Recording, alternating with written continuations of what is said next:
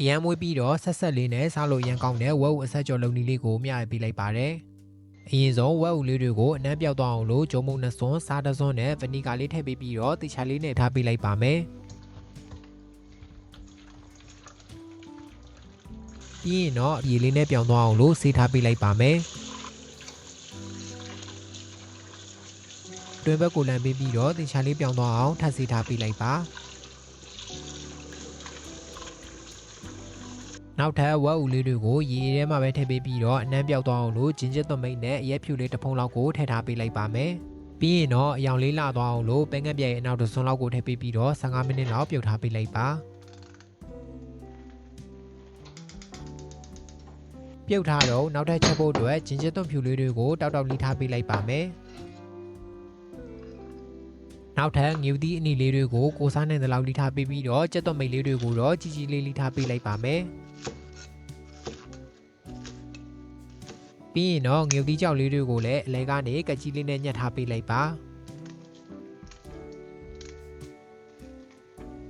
အချိန်ပြေးသွားလို့ဝက်ဥလေးတွေရသွားပြီဆိုရင်တော့ဆယ်ပေးပြီးတော့အေးခံထားပေးလိုက်ပါမယ်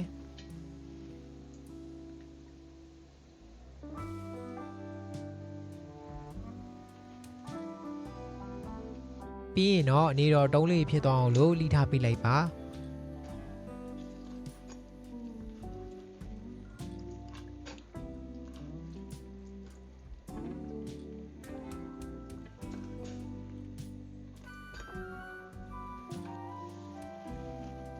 အိုးထဲမှာစီးထည့်ပေးပြီးစီပူလာရဆိုရင်တော့ခုနလိထားရဲ့ဝက်ဥလေးတွေကိုကြွလာအထိကြော်ထားပေးလိုက်ပါမယ်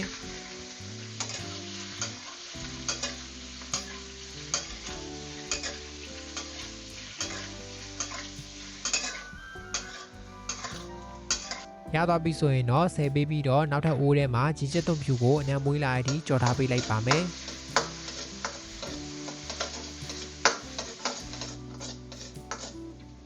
ပြီးရင်တော့ငြူသီးကြောက်လေးတွေနဲ့ပဲငယ်ပီတစ်စုံလောက်ကိုထည့်ပေးပြီးတော့နှံသွားအောင်ကြော်ထားပေးလိုက်ပါ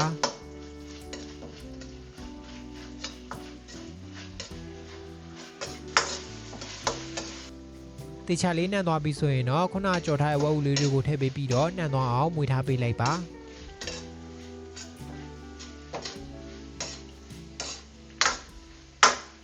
ပြီးရင်တော့အရသာအတွက်ပဲငတ်ပြဲရဲ့အကြီးတစ်စုံပဲငတ်ပြဲရဲ့အနောက် QC နဲ့ကြက်သားမုံလေးကိုထည့်ထားပေးလိုက်ပါမယ်နောက်ဆုံးမွေးသွားအောင်လို့ကြက်သွမိတ်နဲ့ငြူသီးအနီလေးတွေကိုထည့်ပေးပြီးသွားပြီဆိုရင်တော့အခုလိုမျိုးမွေးဆက်ဆက်လေးနဲ့စားလို့ရန်ကောင်းတဲ့ဝက်ဝက်ဆက်ကြော်လေးကိုရပါပြီနော်